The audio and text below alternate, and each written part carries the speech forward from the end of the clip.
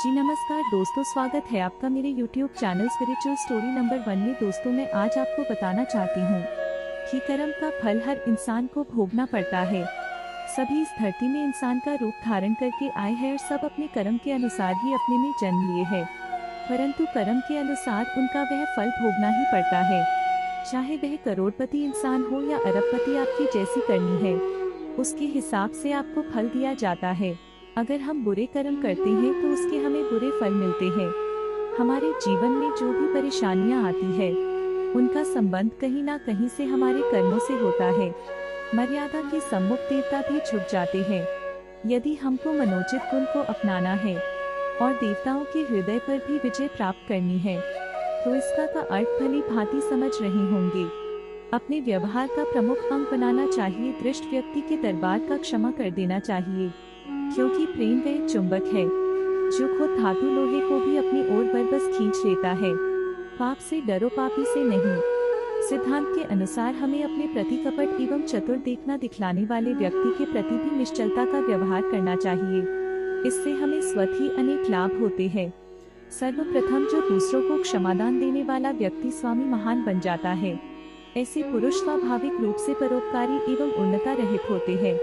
नम्रता दृष्टि से व्यक्ति हृदय में दया, क्षमा, उदारता दे एवं धैर्य की नायिका ओम श्री विघ्नहर्ता विघ्नेश्वर महादेव नमः। इस संसार में 3 लोग हैं, तो 3 लोगों में 14 भुवन और 14 भुवन में 9 भुवनखंड और 9 भुवन करों में 7 महाद्वीप, जिसमें संसार का सबसे बड़ा महाद्वीप एशिया है। कर्मों का फल वह होता है जो हमारे कर्मों के अनुसार हमें मिलता है। गीता के अनुसार जो कर्म हम करते हैं उसके अनुसार हमें फल मिलता है। अच्छे कर्म करने से अच्छे फल मिलते हैं और बुरे कर्म करने से बुरे फल मिलते हैं। इसलिए हमें कर्मों को अच्छे करना चाहिए। जैसे हम कर्म करते हैं उसका वैसा ही फल हमको मिलता है। हमारे द्वारा किए गए हमारे पाप और पुण्य तय करते हैं। हम अच्छे कर्म करते हैं, अगर हम बुरे कर्म करते हैं तो उसके हमें बुरे फल मिलते हैं। हमारे जीवन में जो भी परेशानियां आती है उनका संबंध कहीं ना कहीं से हमारे कर्मों से होता है। मर्यादा के सम्मुख देवता भी झुक जाते हैं। यदि हमको मनोचित गुण को अपनाना है और देवताओं के हृदय पर भी विजय प्राप्त करनी है तो इसका का अर्थ भली भांति समझ रहे होंगे। अपने व्यवहार का प्रमुख अंग बनाना चाहिए। दृष्ट व्यक्ति के दरबार का क्षमा कर देना चाहिए, क्योंकि प्रेम वह चुंबक है जो खुद धातु लोहे को भी अपनी ओर बरबस खींच लेता है। पाप से डरो, पापी से नहीं। सिद्धांत के अनुसार हमें अपने प्रति कपट एवं चतुर देखना दिखलाने वाले व्यक्ति के प्रति भी निश्चलता का व्यवहार करना चाहिए। इससे हमें स्वतः ही अनेक लाभ होते हैं। सर्वप्रथम, जो दूसरों को क्षमादान देने वाला व्यक्ति स्वामी महान बन जाता है। ऐसे पुरुष स्वाभाविक रूप से परोपकारी एवं उन्नता रहित होते हैं। नम्रता दृष्टि से व्यक्ति हृदय में दया, क्षमा, उदारता दे एवं धैर्य की को प्रदान कर आते हैं। इतना ही नहीं, हम अपने पृथ्वी माँ के वक्त स्थल को चीरते हैं, गाय का मीठा जल प्रदान करते हैं और हम इधर से वृक्षों पर पत्थर मारते और उधर से फल देते हैं। उनका शरीर ही परमार्थ के लिए बना है। कभी कभी हम जानबूझकर गलत काम करते हैं तो कभी अनजाने में गलत काम कर जाते हैं, जिसके कारण हमें आगे चलकर परेशानी उठानी पड़ती है।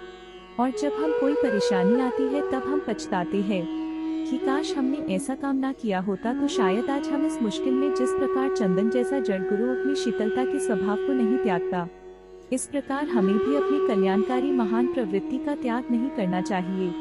और हमारे प्रति भले ही कोई व्यक्ति दूर व्यवहार करे, किंतु हमें उसके साथ भी सब व्यवहार ही करना चाहिए।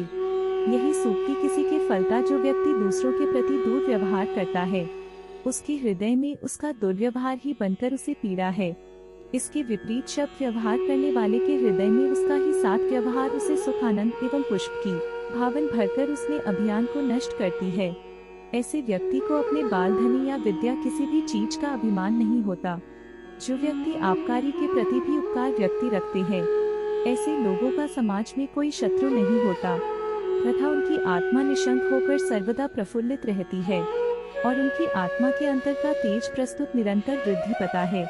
इस सिद्धांत को मानने वाले व्यक्ति प्रत्येक कार्य को बड़ा ही सोचकर समझकर करते हैं कि किसी भी कार्य को बिना विचार नहीं करते। ऐसे मनुष्य अपने जीवन में लाभ ही प्राप्त करते हैं और संसार में यश एवं कीर्ति के भागी बनते हैं। दूसरों को सर्वदा हर्ष प्रदान करने वाले मनुष्य स्वयं में प्रसन्न व मस्त रहते हैं तथा आत्म संतोष का अनुभव करते हैं। मधुर व्यवहार करने वालों का संसार में सभी आदर करते हैं। इस श्रेष्ठ सिद्धांत को न केवल चैतन्य अपितु जड़ प्राणी भी मानते हैं और अपनी प्रवृत्ति के कारण अपने खाद्य पदार्थों का स्वामी उपयोग न कर समाज माता की गोद पर पूर्ण ब्रह्म परमेश्वर आदि विराट ब्रह्मांड में धरती एक लघु पुंज इसी प्रकाशित कर रहा है।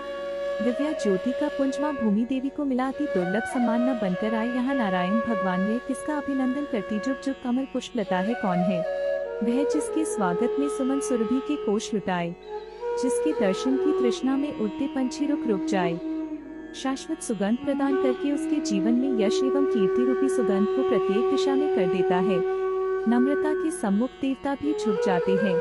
अतः यदि हमको मनवांछित गुण को अपनाना है तो हृदय से देवता को लगाकर आगे बढ़ते रहना होगा। अतः बातों का निष्कर्ष यह निकाल कर आता है कि भगवान को भी एक समय में अपने कर्म का फल भोगना पड़ा था। जब समुद्र मंथन हुआ था तो भगवान से भी मांग कराई गई थी असुरों के द्वारा, जिसमें भगवान को भी अपनी लक्ष्मी शक्ति का त्याग करके बिना लक्ष्मी के किया गया था और उनके द्वारा सभी शस्त्र और अस्त्र छीन लिए गए थे।